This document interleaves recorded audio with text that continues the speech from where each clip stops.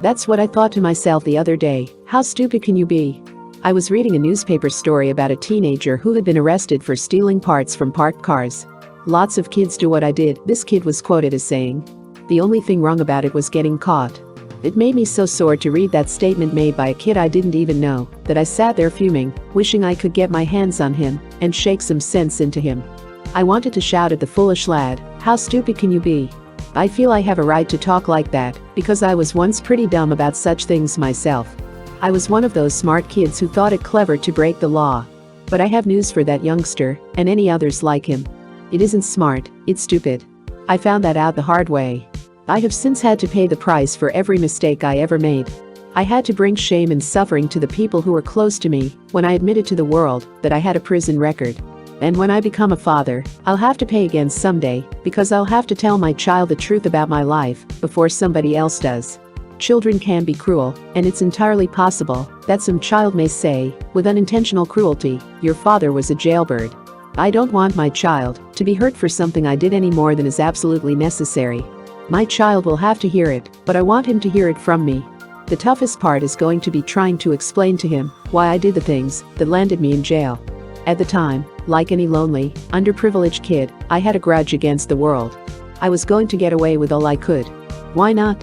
My father left home when I was a year old. My mother, a beautiful young woman, had to work as a waitress on a split shift in order to support herself and me. I lived with my mother, uncle, and grandfather in Santa Cruz, a small town in the foothills of California. Sometimes my mother was away during the daytime, sometimes at night. She did the best she could under the circumstances. But she had so many problems of her own. I never felt I could worry her with mine. Nor did I have much of a companionship with my uncle and grandfather.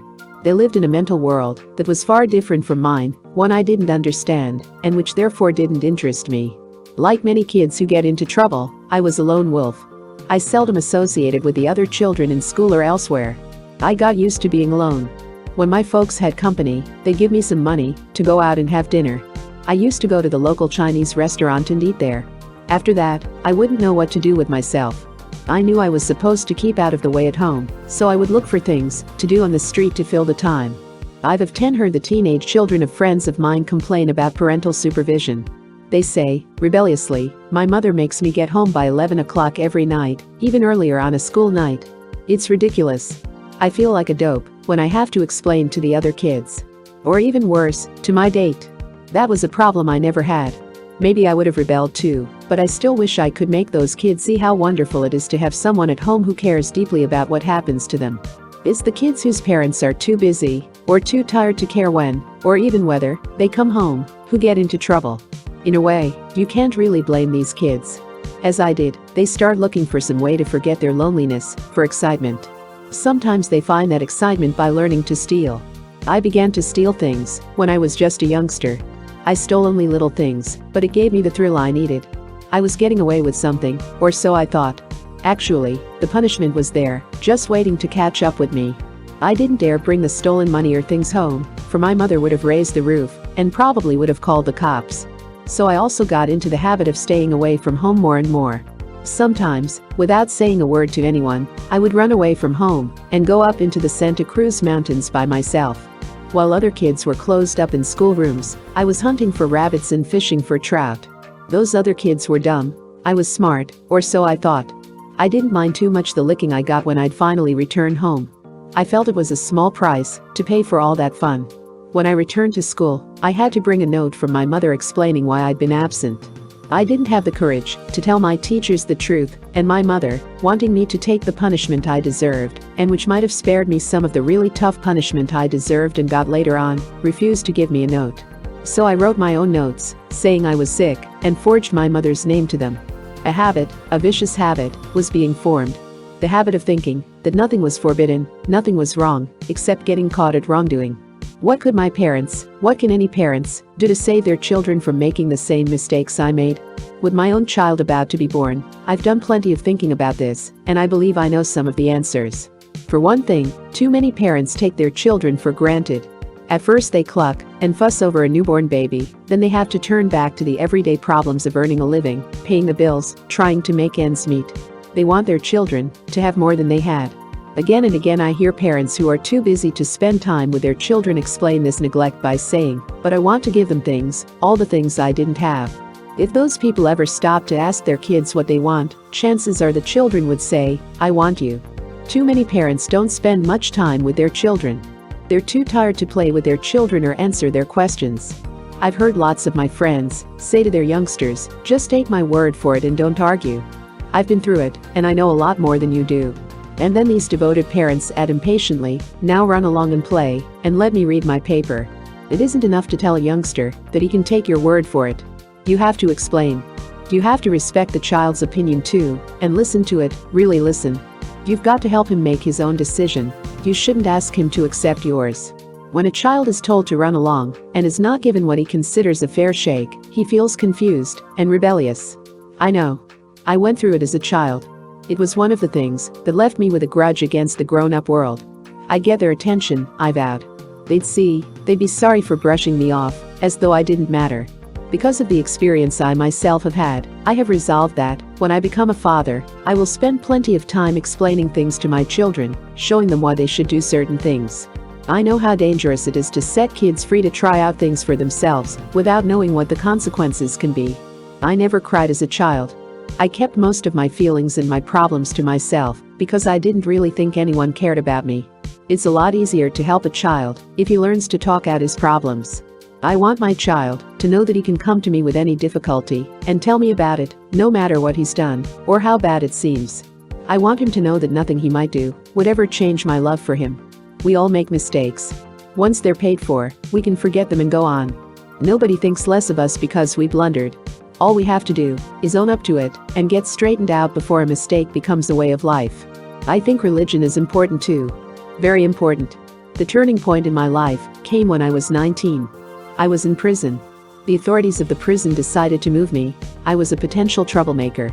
Before I was transferred, the prison chaplain, Father Connolly, asked me to promise that I'd be a good boy wherever I went. By then Father Connolly had won my respect simply by treating me as a person, a human being. I made that promise, and I kept it. But I was bitter and despondent because I hadn't been baptized. It was another part of that hunger to belong to the human race. Father Connolly understood. He followed me to the Union Depot in Oklahoma City and asked me if I still wanted to be baptized. When I said I did, he baptized me then and there, solemnly and quietly, in the men's room of the railroad station. As a child, I'd heard about religion and had gone to church and Sunday school occasionally. But I was bored by Sunday school. Such teaching does a great deal of good for some children, but others, like myself, must be reached by a different kind of appeal. I feel that religion should start at home. It's certainly true that parents can live a better sermon than they or anyone else can preach. I also feel that young people should learn to earn money, even at home. Someday, they'll have to go out and fend for themselves. If a youngster has had too sheltered a life, he may be afraid to go out and earn his own living. Even though I came from a poor home, I wasn't given the incentive to work and earn money for the things I wanted to have and do, so I began to take. We can all lose money, but we keep our abilities, and they improve with practice. When I have children, I expect to give them a little money for each chore they do, such as cutting the lawn. If they get money by earning it, I don't think they'll ever be tempted to steal. The mere fact that their parents are wealthy doesn't keep children from getting into a jam. Wealthy parents who pay too little attention to what their kids do are just as bad for them as poor parents who can't find time to answer their questions. In some wealthy homes that I've been in, the children have no one to talk to except maids or nurses. That's one thing I wouldn't want for my children. Lita and I won't leave the entire upbringing of our children to a nurse or a maid. We'll be thankful for the privilege of raising kids. Lita has been pregnant twice and has miscarried twice. But I have great faith in God's wisdom, and I hope and believe that this time her pregnancy will reward us with a little son or daughter. Of course, whatever happens is in God's hands, and, when we say our prayers, we always add, "Thy will be done." We know that, if it is right for us to have children, He will send them to us. Then it is up to us to give them the kind of life that will help them develop into people we can be proud of. The late great Father Flanagan, of Boys Town, once said, "There never was a bad boy." Children aren't born wanting to be bad. Sometimes they become that way through too much discipline, sometimes from too little. But mostly they get that way because, somewhere along the line, they've been given the feeling, the idea, that nobody wants them, that they're not important. So they become important by joining gangs, by stealing, by forcing people to notice them. I know a man who never disciplined his son. The boy was all he had, and he was afraid of losing his love. The boy became more and more unruly until finally the father, exasperated, seized the child and whacked him. He thought his son would hate him for what he'd done. Instead, the boy came up to him several days later to say, "I thought you weren't like other fathers, that you didn't care what I did. I was glad when you spanked me the other night. I knew I'd misbehaved, but I thought it made no difference to you." There are all sorts of reasons why kids get into trouble. But the best thing that can happen to them is to find out, early in life, that nobody ever really gets away with anything. The smart people pay up while their debt is small. They admit to someone that they owe a debt to society, and they set about paying it off the same way they'd pay any other debt. But the stupid ones let the debt ride and grow, until the only way to pay it off is to go into a kind of personal bankruptcy that they'll pay for life, or with their life. And what's smart about something like that? Photoplay magazine, February 1957.